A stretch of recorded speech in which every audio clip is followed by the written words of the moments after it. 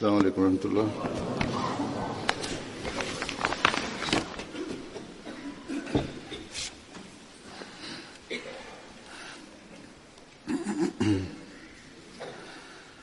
أشهد أن لا إله إلا الله وحده لا شريك له وأشهد أن محمدا عبده ورسوله أما بعد فأعوذ بالله من الشيطان الرجيم بسم الله الرحمن الرحيم الحمد لله رب العالمين الرحمن الرحيم مالك يوم الدين إياك نعبد وإياك نستعين اهدنا الصراط المستقيم صراط الذين أنعمت عليهم غير المغضوب عليهم ولا الضالين.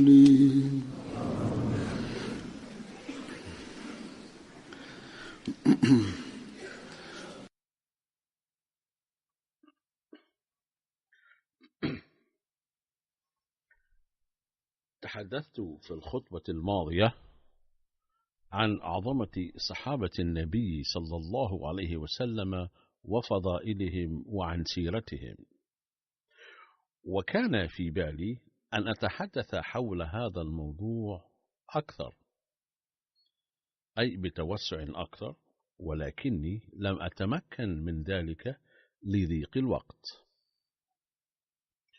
ثم شعرت نتيجة رسائل الإخوة التي وصلتني بأن أبين على الأقل ما كنت قد جهزته من رؤوس الأقلام ليطلع الإخوة على سوانح الصحابة وعلى تضحياتهم، فيتوجهوا إلى التأسي بأسوتهم.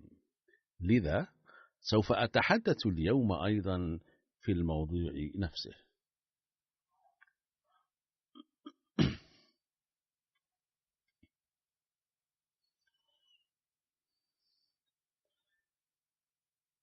كان أبو عبيدة بن الجراح رضي الله عنه من الصحابة الأجلاء، فلا شك أنه كان يحتل مكانة مرموقة بصفته صحابيا، وكان يتحلى بمزايا كثيرة. أما الشهادة التي أدلى بها النبي صلى الله عليه وسلم بحقه كأمين مذكورة في رواية كما يلي: عن حذيفة رضي الله عنه قال: جاء أهل نجران إلى النبي صلى الله عليه وسلم فقالوا: ابعث لنا رجلا أمينا. فقال: لأبعثن إليكم رجلا أمينا حق أمين. فاستشرف له الناس فبعث أبا عبيدة بن الجراح. وقد جاء في رواية أخرى عن أنس بن مالك أن رسول الله صلى الله عليه وسلم قال: إن لكل أمة أمينا، وإن أميننا أيتها الأمة أبو عبيدة بن الجراح.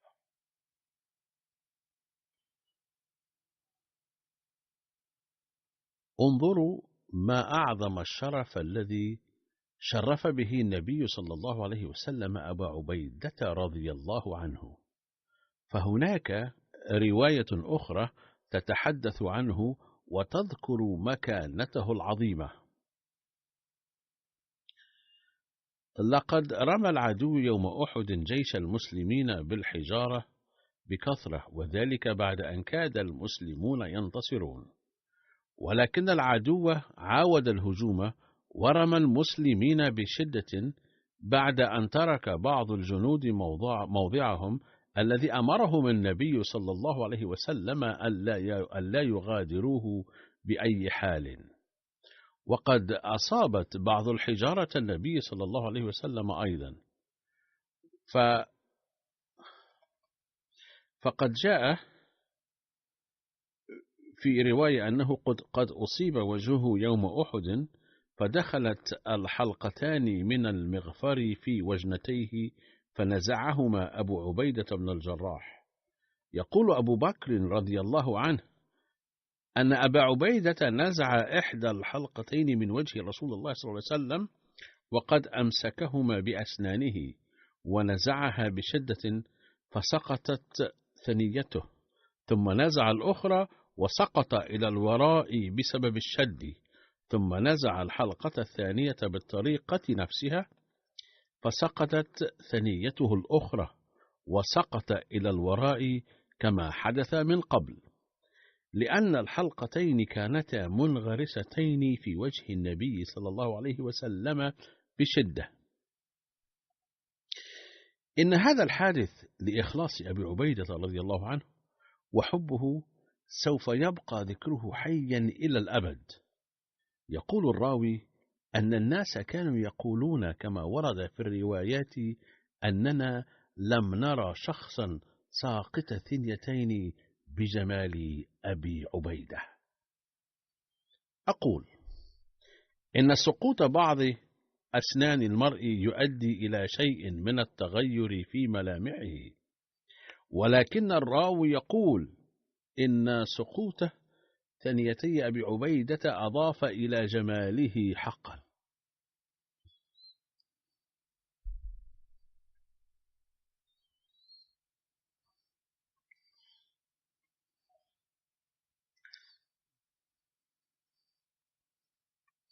ثم هناك حادث آخر يدل على تواضعه والبت في الأمور بحكمة والتعاون المتبادل. فقد جاء في الروايات أن النبي صلى الله عليه وسلم استعمل عمرو بن العاص على جيش وأرسله إلى مهمة، ولكنه علم بعد الوصول إلى ذلك المكان أن عدد جيش العدو كبير جدا، بينما معظم الجنود في جيشه كانوا أعرابا.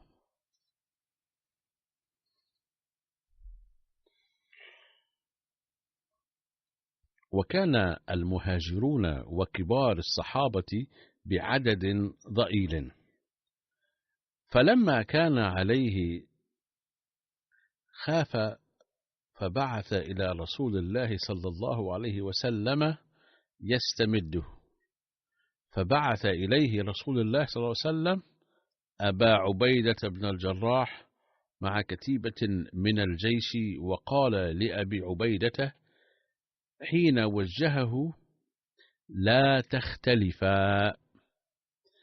فخرج أبو عبيدة حتى إذا قدم عليه ظن عمرو أن هذه الكتيبة جاءت مددا له، فهي تحت إمرته، فبدأ يعطي تعليمات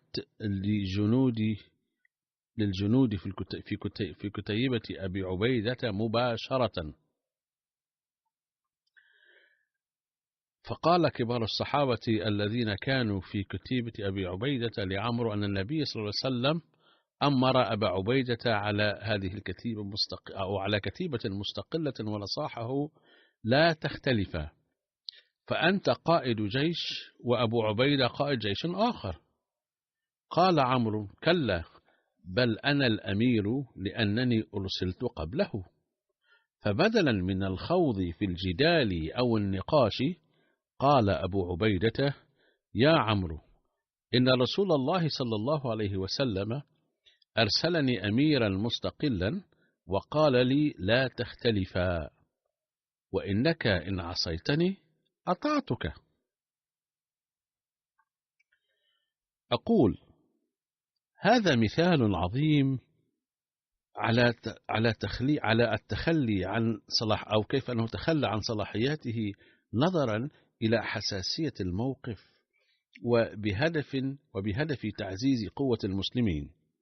وهذا النوع من التعاون المتبادل الذي من شأنه أن يجعل المسلمين اليوم قوة عظيمة يحتاج إليها المسلمون اليوم بشدة. ليت القادة المسلمين يفطنون إلى هذا الأمر ليتعاونوا فيما بينهم.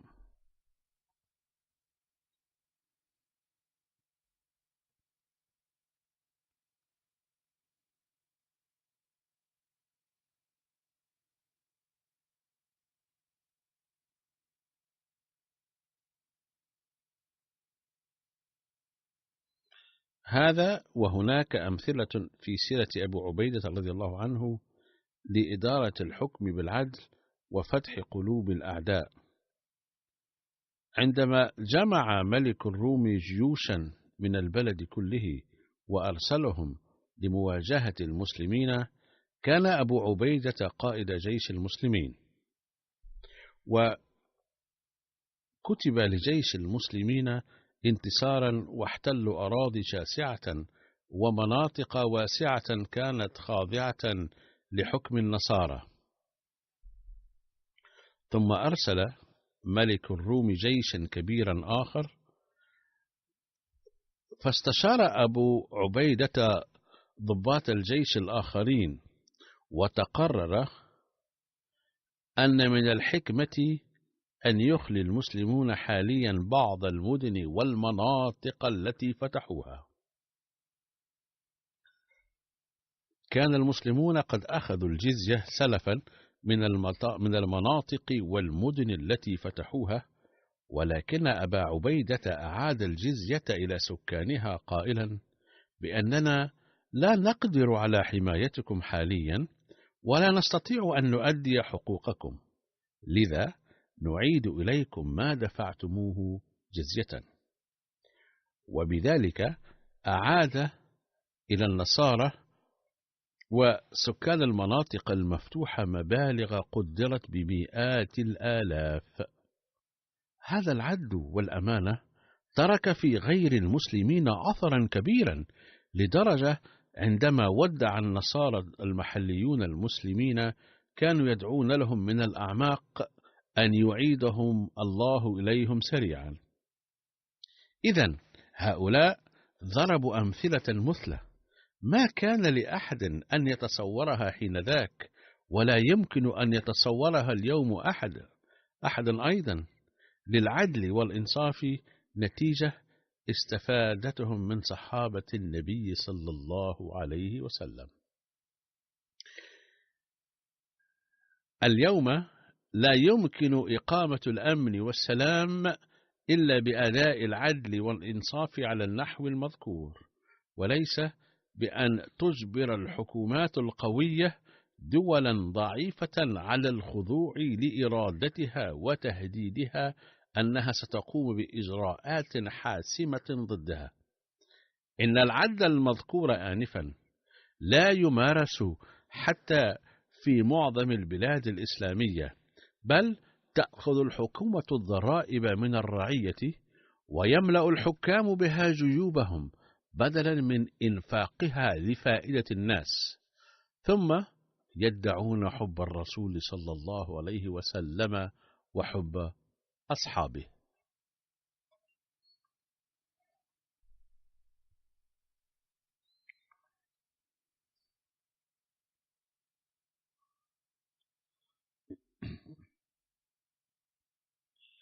كان العباس رضي الله عنه عم النبي صلى الله عليه وسلم، كان معروفا بالجود والسخاء وصلة الرحم. ذات مرة قال رسول الله صلى الله عليه وسلم للعباس: هذا العباس بن عبد المطلب أجود قريش كفا وأوصلها. عندما سمع العباس ذلك أعتق 70 رقيقة. إذن هذا كان مستوى الجود عند هؤلاء الناس. ثم خذوا جعفر رضي الله عنه، الذي كان ابن عم رسول الله صلى الله عليه وسلم وشقيق علي رضي الله عنه.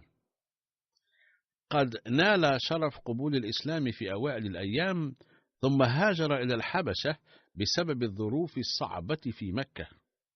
عندما علم أهل مكة بذلك أرسلوا زعماءهم إلى الحبشة مع هدايا كثيرة لزعماء الحبشة، وقالوا إن بعضا من شبابنا قد جاءوا إلى بلدكم تاركين دينهم، ولم يعتنقوا دينكم أيضا، بل اعتنقوا دينا جديدا تماما. فأراد زعماء قريش بواسطة الزعماء المحليين وبتقديم الهدايا إليهم أن يشفعوا لهم لمقابلة ملك الحبشة. كذلك أخذوا للملك هدايا كثيرة فقابلوه وقدموها له. وبعد سماع كلام ممثلي كفار مكة طلب النجاشي المسلمين في بلاطه، فحضر المسلمون في قلق لا يعرفون ماذا يقول لهم. فسألهم النجاشي قائلا: ما هذا الدين الذي قد فارقتم فيه قومكم ولم تدخلوا في ديني ولا في دين أحد من هذه الملل؟ فقال له جعفر بن أبي طالب رضي الله عنه ممثلا للمسلمين: أيها الملك، كنا قوما أهل جاهلية نعبد الأصنام ونأكل الميتة ونأتي الفواحش ونقطع الأرحام ويأكل القوي منا الضعيف، فكنا على ذلك حتى بعث الله إلينا رسولا منا نعرف نسبه وصدقه وأمانته وعفافه، فدعانا إلى الله لنوحده ونعبده ونخلع ما كنا نعبد نحن وآباؤنا من دونه من الحجارة والأوثان، وأمرنا بصدق الحديث وآداء الأمانة وصلة الرحم وحسن الجوار والكف عن المحارم والدماء، ونهانا عن الفواحش وقول الزور وأكل مال اليتيم وقذف المحصنات، وأمرنا أن نعبد الله وحده لا نشرك به شيئا، فآمنا به واتبعناه على ما جاء به، فعدا علينا قومنا فعذبونا وفتنونا عن ديننا، فلما قهرونا وضيقوا علينا خرجنا إلى بلادك ورغبنا في جوارك، لأن قد سمعنا عن عدلك وإنصافك، ورجونا أن لا نظلم عندك أيها الملك. تأثر النجاشي بذلك كثيرا وقال: اقرأ علي شيئا مما نزل على رسولكم. فقرأ عليه صدرا من كاف ها يا عين صاد. فبكى النجاشي وقال: والله إن هذا والذي جاء به موسى ليخرج من مشكاة واحدة. وقال لسفراء مكة: لن أعيدهم إليكم وسيقيمون هنا.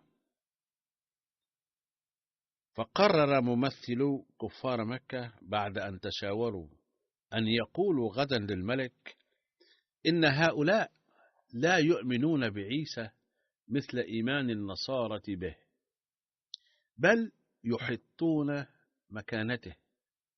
فدعا الملك المسلمين مرة أخرى وسألهم عن اعتقادهم بعيسى، فقال له جعفر رضي الله عنه: الذي جاءنا به نبينا صلى الله عليه وسلم هو عبد الله ورسوله، وكلمته ألقاها إلى مريم العذراء. فأخذ النجاشي عودا من الأرض ثم قال: والله ما عدا عيسى ابن مريم ما قلت هذا العود. ثم قال للمسلمين: اذهبوا فأنتم بأرضي آمنون. فهكذا بحكمته وفراسته وعلمه توفر للمسلمين السكن الآمن هناك. ومن الصحابة أيضا سيدنا مصعب بن عمير رضي الله عنه، كانت والدته غنية جدا، وكان قد تربى في النعم ورغد العيش، كان يلبس أفخم لباس، وكان وسيما. يقول سيدنا سعد ابن أبي وقاص رضي الله عنه: لقد رأيت مصعبا في زمن الرغد وبعد إسلامه أيضا، فقد تحمل الأذى الكثير في سبيل الله. ورأيت الشاب الذي ترعرع في النعم جهد في الإسلام جهدا شديدا، حتى قد رأيت جلده يتحشف كما يتحشف جلد الحية. ثم يوم طلع على النبي صلى الله عليه وسلم وما عليه إلا بردة مرقوعة بفرو، فلما رآه رسول الله صلى الله عليه وسلم بكى للذي كان فيه من النعمة والذي هو فيه اليوم. والصحابة أيضا حين رأوه في هذا الحال حنوا رؤوسهم، لأن كثيرين منهم كانوا قد رأوه قبل هذه في حالة النعم، والآن كانوا عاجزين عن مساعدته. فسلم ورد النبي صلى الله عليه وسلم عليه بالحب القلبي، ثم قال تشجيعا له: هنيئا لأهل الدنيا دنياهم، لقد رأيت مصعبا في زمن لم يكن فيه أغنى منه في مكة، وكان أحب والديه، وكان يتوفر له كل نعمة عظيمة من الأكل والشرب، لكن حبه للنبي صلى الله عليه وسلم قد أدى به إلى هذا الحال، حيث ترك كل ذلك ابتغاء مرضات الله، فوهب الله وجهه نورا. كان مصعب رضي الله عنه يملك قدرة فائقة على نشر الدعوة، فكان يبلغ الدعوة بلطف ورفق. كان يقول للناس: إن أعجبكم كلامي فاستمعوا لي، وإن لم يعجبكم فانصرفوا. وهكذا قد بلغ رسالة الإسلام إلى سكان المدينة الذين كانوا أجانب بالنسبة له، وأسلم الكثيرون بدعوته ومساعيه.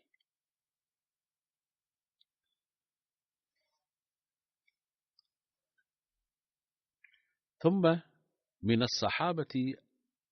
الصحابة الأنصار سيدنا سعد بن الربيع، فحين أجرى النبي صلى الله عليه وسلم بعد الهجرة المؤاخاة بين المهاجرين والأنصار، جعل عبد الرحمن بن عوف أخاه، فأخذه إلى بيته وأكرمه، وقال له: أود لتوطيد هذه العلاقة أن أقدم لك نصف عقاري.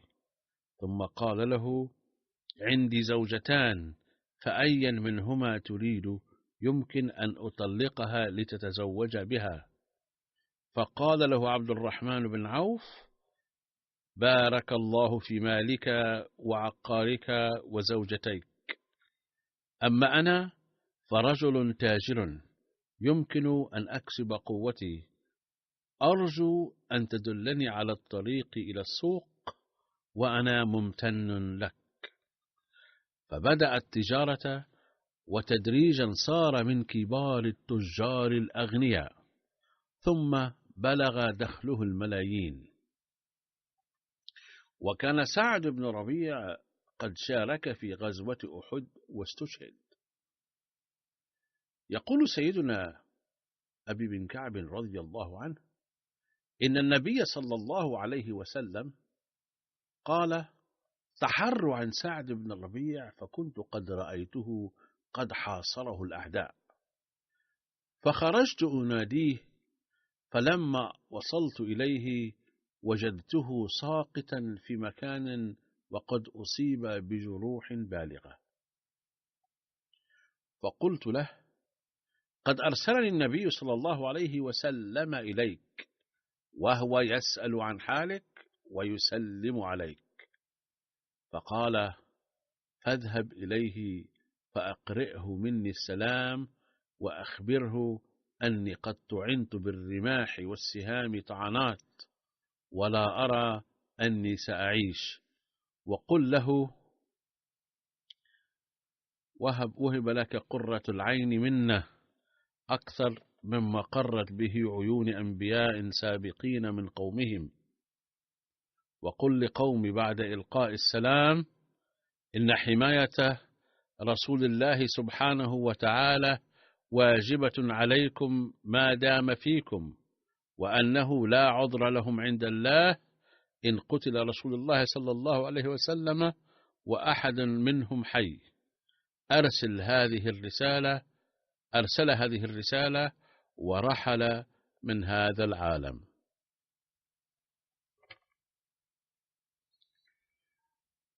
هناك صحابي آخر، سيدنا أسيد بن الخضير رضي الله عنه، فكان قد أسلم بدعوة سيدنا مصعب بن عمير رضي الله عنه وعن مكانته الروحانية. رواية أنه قال: لي 3 أحوال إذا دام لي أحدهما فإني أعد نفسي من أهل الجنة. أولها إني حين أقرأ القرآن أو أستمع إلى أحد يقرأ القرآن، فالخشية التي تصيبني إذا دامت فأعد نفسي من أهل الجنة. والثاني أنه حين يلقي النبي صلى الله عليه وسلم خطبة وأستمع إلى وعظه باهتمام، فالحالة التي تطرأ علي عندها إذا دامت فأعد نفسي من أهل الجنة.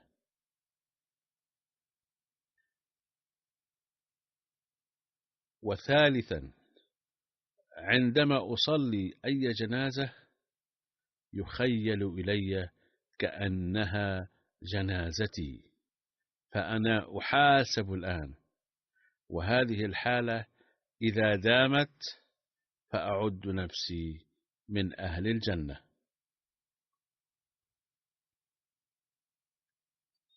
باختصار، هذه علامة خشيته الكاملة من الله تعالى، وهذه الحالة تجعل الإنسان يخشى الله تعالى، ويسعى الإنسان للأعمال الصالحة، ويذكره الله دوما وفي كل مناسبة. أما قوله: لو أني أكون كما أكون في حال من أحوال 3 لكنت من أهل الجنة، فطروء هذه الحالة عليه في كل مرة تثبت أنه كان من أصحاب الجنة وممن ينالون رضا الله تعالى. ومن شيمه حبه الشديد للعبادة والصلاة، وكان إماما في مسجد حارته، وكان يأتي المسجد في أيام المرض أيضا، وفي بعض الأحيان حين كان صعبا عليه أن يصلي واقفا، حينها أيضا كان يأتي المسجد ويصلي فيه جالسا لكي لا يفوته ثواب الصلاة بالجماعة. كانت هذه حالة هؤلاء، وهكذا ضرب هؤلاء العابدون نماذجهم لنا. كان صائب الرأي وكان يعطي مشورة رائعة. كان أبو بكر الصديق رضي الله عنه يقول بعد رأي أسيد رضي الله عنه: الآن لا يناسب الاختلاف. وجد زمن أبي بكر وعمر رضي الله عنهما، وتوفي في عهد عمر رضي الله عنه، وأبدى نموذجا عمليا للطاعة.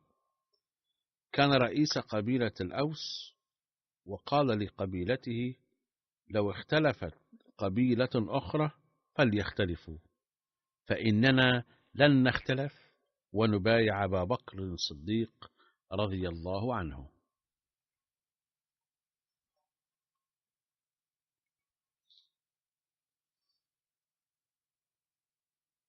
ثم هناك صحابي أنصاري هو أبي بن كعب رضي الله عنه. كان عالما وعاملا، وكان يصلي الصلوات الخمس مع النبي صلى الله عليه وسلم بالمواظبة. روى حديث الرسول صلى الله عليه وسلم عن الالتزام بالصلوات فقال: صلى بنا رسول الله صلى الله عليه وسلم يوما الصبح، فقال: أشاهد فلان؟ قالوا: لا. ثم قال: أشاهد فلان؟ قالوا: لا. قال: إن هاتين الصلاتين أثقل الصلوات على المنافقين، ولو تعلمون ما فيهما لأتيتموهما ولو حبوا على الركب. وهكذا أكد النبي صلى الله عليه وسلم هنا على صلاة الفجر والعشاء. وهناك بعض مروياته رضي الله عنه التي تحل بعض القضايا. مرة سأل شخص أبي بن كعب: وجدت صوتا فماذا أفعل به؟ فقال أبي: هذا صوت، ولكنني وجدت سرة فيها 100 دينار، فأتيت النبي صلى الله عليه وسلم فقال: عرفها حولا، فعرفتها حولا، ولم يأتي من يعرفها. فأتيت النبي صلى الله عليه وسلم مرة أخرى فقال: عرفها حولا آخر، فعرفتها حولا، ثم أتيته وقلت: مضى حول آخر ولم يعرفه أحد. فقال النبي صلى الله عليه وسلم: عرفها حولا آخر. وحين لم يأتي أحد حتى بعد مضي حول ثالث، سألت النبي صلى الله عليه وسلم للمرة الرابعة فقال: الآن يمكنك أن تستمتع بها. هذه كانت عينة من مستويات التقوى للصحابة الكرام رضي الله عنهم أجمعين. مرة قال أبي رضي الله عنه للرسول صلى الله عليه وسلم: يا رسول الله، إني أريد أن أكثر الصلاة عليك عند الدعاء. فقال: ما شئت؟ قال: قلت الربع. قال: ما شئت، فإن زدت فهو خير لك. فقلت النصف. قال: ما شئت، فإن زدت فهو خير لك. قلت: فالثلثين. قال: ما شئت، فإن زدت فهو خير لك. ففرح أبي وقال مبديا أمنية قلبه: أجعل لك صلاتي كلها. قال: إذن تكفى همك، ويغفر لك ذنبك، وترفع درجاتك.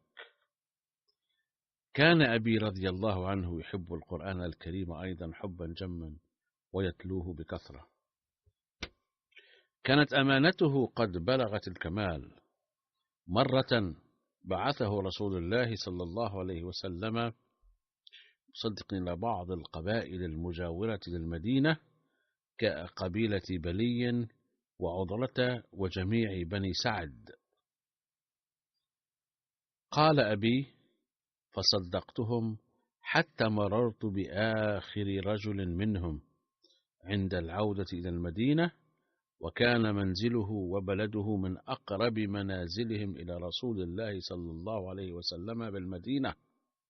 قال: فلما جمع إلي ماله لم أجد عليه فيها إلا ابنة مخاض، يعني كان يملك جمالا تترتب عليها كان يملك جمالا تترتب عليها زكاة ناقة بعمر سنة واحدة، فأخبرته أنها صدقته.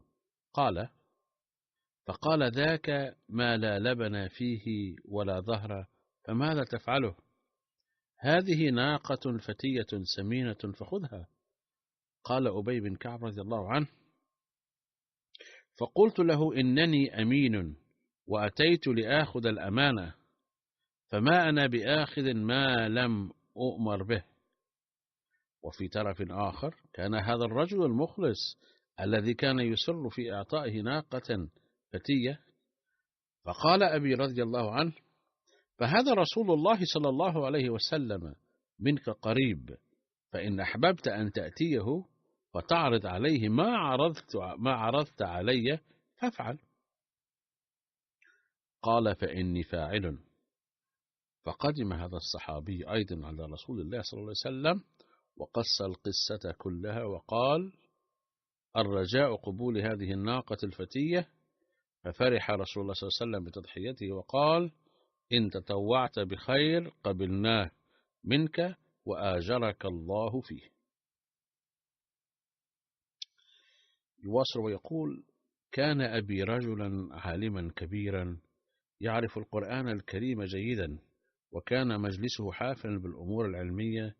باختصار كان مقامه عاليا جدا. إن فيض هؤلاء الصحابة مستمر اليوم أيضا، وإننا نستفيد من أقوالهم. يقول المسيح الموعود عليه السلام: ماذا كان عند النبي صلى الله عليه وسلم ليجعل الصحابة رضي الله عنه يبدون صدقا وإخلاصا إلى هذا الحد؟ لم يعرضوا عن عبادة الأوثان وعبادة الخلق فحسب، بل الحق أن طلب الدنيا قد سلب من بواطنهم تماما، وبدأوا يرون الله تعالى. كانوا فداء في سبيل الله بكل حماس، وكأن كل واحد منهم كان إبراهيم.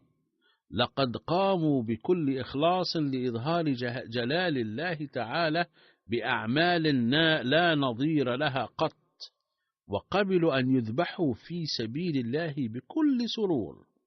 بل بعضهم الذين لم يحظوا بمرتبة الشهادة فورا خطر ببالهم وكأن في صدقهم نقصا، كما أشير في الآية: منهم من قضى نحبه ومنهم من ينتظر، أي منهم من نالوا مرتبة الشهادة ومنهم من ينتظرونها بفارغ الصبر. يجب الانتباه جيدا. ألم ترافقهم الحوائج مثل بقية الناس؟ ألم يكن لديهم أولاد يحبونهم أو علاقات أخرى؟ ولكن هذا الجذب قد جعلهم نسوانيين، فقدموا الدين على كل شيء.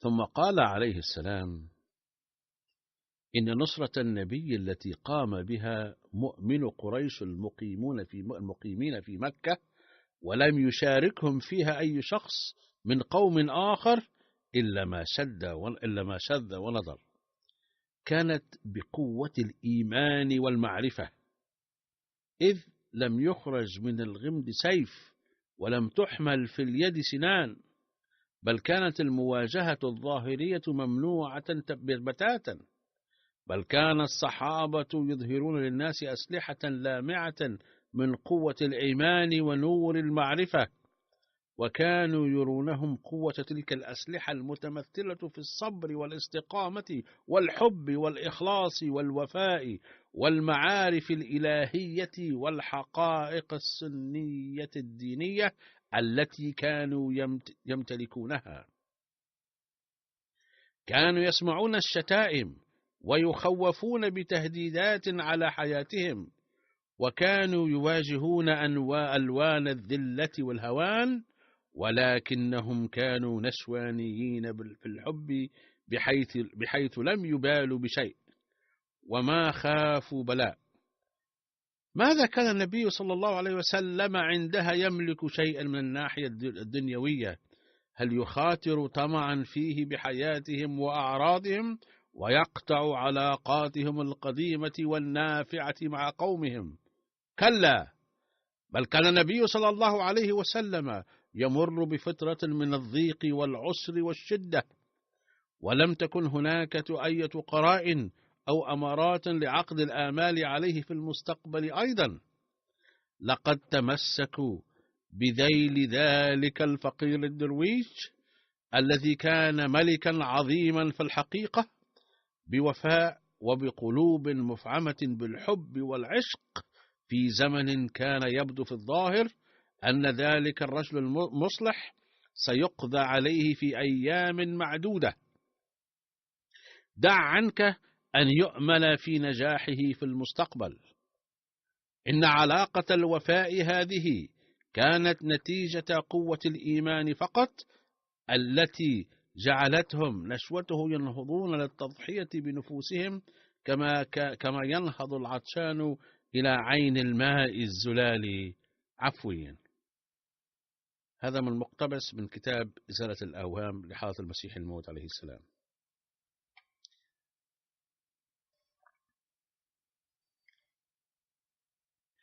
ويقول سيدنا أحمد عليه السلام في كتابه سر الخلافة ما نصه: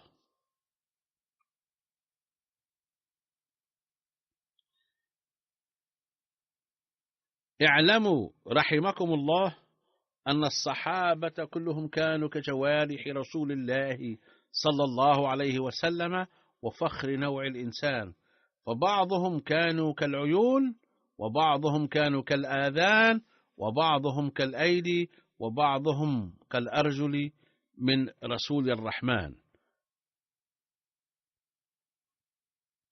وكل ما عملوا من عمل أو جاهدوا من جهد فكانت كلها صادرة بهذه المناسبات، وكانوا يبغون بها مرضاة رب الكائنات رب العالمين.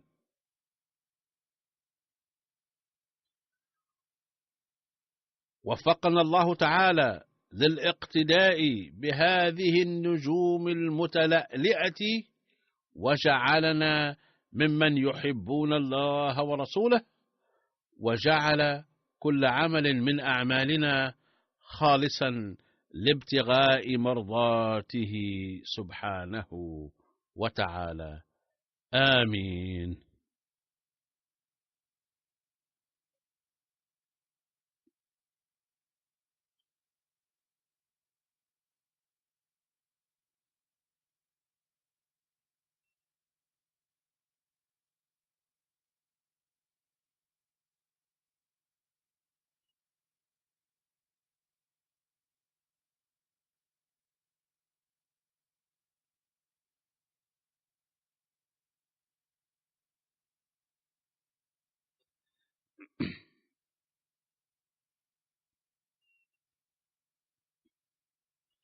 بعد الصلاة سوف أصلي جنازة غائب على السيدة عريشة ديفن ثولر، زوجة السيد فهيم ديفن ثولر المحترم من هولندا.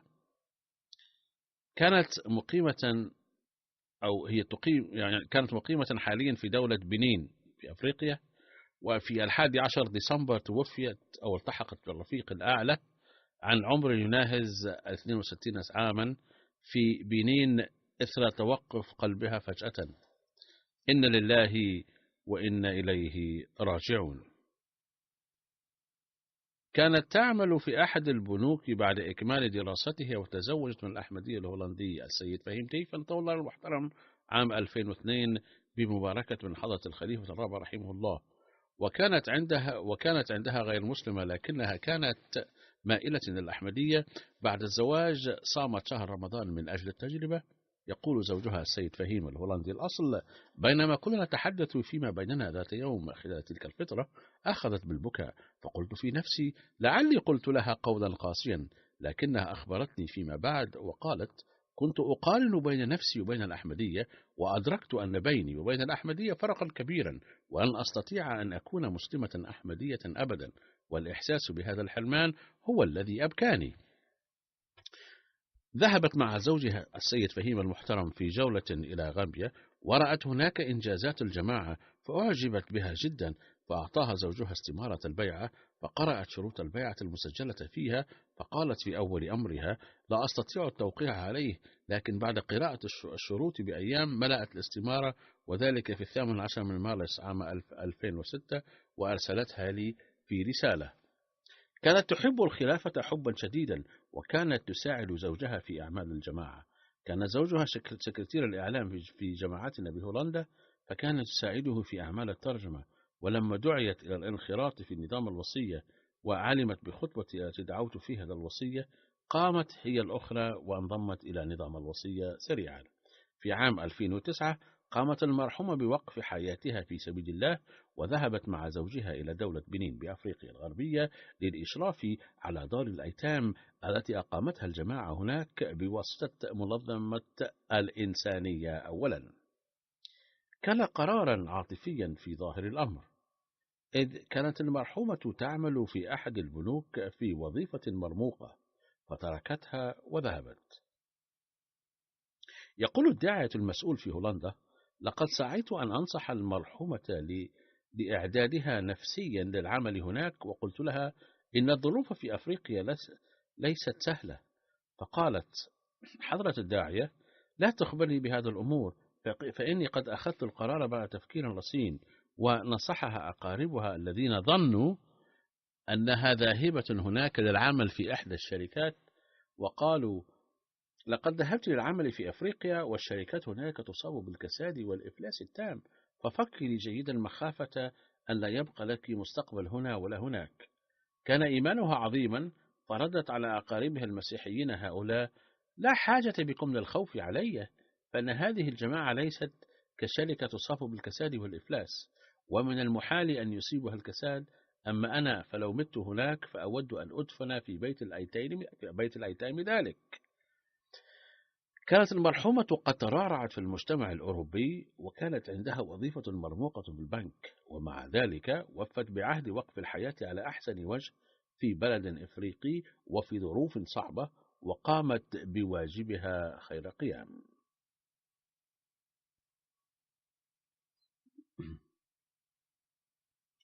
كانت مداومة على الصلوات منذ أن انضمت إلى الأحمدية، صارت مواظبة على الصلوات الخمس وصلاة التهجد، لم تترك الصلاة قط، بل كانت تنصح الآخرين بأداء الصلاة في ميقاتها. كانت تستمع لخطب الجمعة بإنصات وبدون انقطاع، وكانت تسعى جاهدة للعمل بكل ما فيها من نصائح وتعليمات. ومما يدل على عظيم حبها للإسلام والأحمدية أنها حين كانت ترى بعض الأحمديين يقصرون في العمل بتعليم الإسلام، كانت تحزن حزنا شديدا بأن هؤلاء مسلمون أحمديون، ومع ذلك لماذا لا يلتزمون بأحكام الإسلام كما ينبغي. كانت تتلو القرآن الكريم يوميا بدون انقطاع، ساعية لمعرفة معاني كلماته وتفسيرها. لم يكن عندها أولاد، فعادت الأولاد اليتامى المقيمين في بيت الأيتام الذي كانت تشرف عليه أولادا لها. يقول السيد أحمد يحيى أحد المسؤولين في المنظمة الإنسانية، أو هذه المنظمة الخيرية: أتيحت لي الفرصة لزيارة دار الإكرام، وهو بيت الأيتام التي كانت تشرف عليه المرحومة تحت هذه المنظمة الخيرية، وكانت أعمار هؤلاء الأيتام ما بين 2 إلى 12 سنة. ومع وجود طاقم العاملين في بيت الأيتام، إلا أني رأيت في حضن المرحومة يتيمة عمرها 2 شهر كل حين وفي طول الوقت، كلما تدهورت صحة ولد كانت تصاب بقلق شديد، واعتنت بغذائه ودوائه بحرص شديد، وإذا رأت في التقرير الدراسي لأحد من الأيتام ما يبعث على القلق فكانت تحرص حرصا شديدا على تطوير مستواها العلمي بشتى الطرق. كلما سألتها عن حاجة من حاجاتها الشخصية أجابت: إننا واقفون ونشكر الله تعالى أنه وفقنا لذلك واتاح لنا الفرصة لخدمة هؤلاء الأطفال الأيتام، ونحن مسرورون بذلك فلا تقلق علينا، لكن إذا كان هنالك أمر يخص إصلاح بيت الأيتام فكانت تنبهنا إلى ذلك فورا. ويقول الدكتور أطهر زبير المحترم رئيس فرع منظمة إنسانية أونا بألمانيا: أخبرني زوج المرحومة السيد فهيم: كانت زوجتي مشغوفة بلعب اليانصيب، علما أن في أوروبا رواجا كبيرا لليانصيب، ولما أخبرت عن الإسلام أنه ينهى عن ذلك امتنعت عنه فورا، والمال الذي كانت تنفقه في لعب اليانصيب بدأت تتبرع به أسبوعيا في صندوق بناء المساجد. ويتابع الدكتور أطهر زبير الذي كان يرافقني في جولاتي في ألمانيا ويقول: كلما قابلت المرحومة سألتني عن جولات الخليفة، وكانت تصبح عاطفية جدا بسماع مختلف الأحداث والواقعات. كانت مضيافة تقابل الناس في بنين بحب واحترام كبيرين، ومن أجل ذلك كان أهل الحي الذي كانت تقيم فيه في بنين ينادونها ماما، وكانوا يستشيرونها في أمورهم الشخصية. ويقول أمير جماعتنا في بنين: كانت حريصة على أداء تبرعاتها، وكانت مداومة على دفعها، وقالت لداعيتنا في منطقة بورتونوتو ذات مرة: عليكم أن تأتوا لاستلام تبرعات في ميعادها. كانت تسدد تبرع الوصية في أقرب فرصة. عندما دعوت للتبرع لتجديد بناء مجمع بيت الفتوح مؤخرا لبت ندائي مسرورة، وكانت تجمع المعلومات عن التبرعات. يتابع الأمير ويقول: كانت تعمل في بيت الأيتام الأحمدي دار الإكرام بمنتهى التفاني والإخلاص. كانت تذهب وتأتي فيه محتضنة الأيتام وتعتني بهم عناية كبيرة.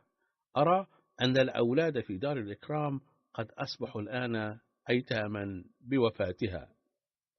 رفع الله درجات المرحومة وتغمدها بواسع رحمته ومغفرته، ووهب للجماعة دائما المزيد من الواقفين الأوفياء مثلها الذين يدركون روح الوقف في سبيل الله سبحانه وتعالى. آمين.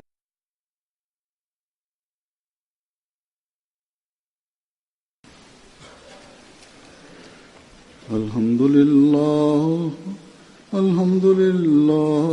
نحمده ونستعينه ونستغفره ونؤمن به ونتوكل عليه ونعوذ بالله من شرور أنفسنا ومن سيئات أعمالنا. من يهده الله فلا مضل له ومن يضلل فلا هادي له، ونشهد أن لا إله إلا الله ونشهد أن محمدا عبده ورسوله. عباد الله رحمكم الله، إن الله يأمر بالعدل والإحسان وإيتاء ذي القربى وينهى عن الفحشاء والمنكر والبغي يعظكم لعلكم تذكرون. اذكروا الله يذكركم وادعوه يستجب لكم ولذكر الله أكبر.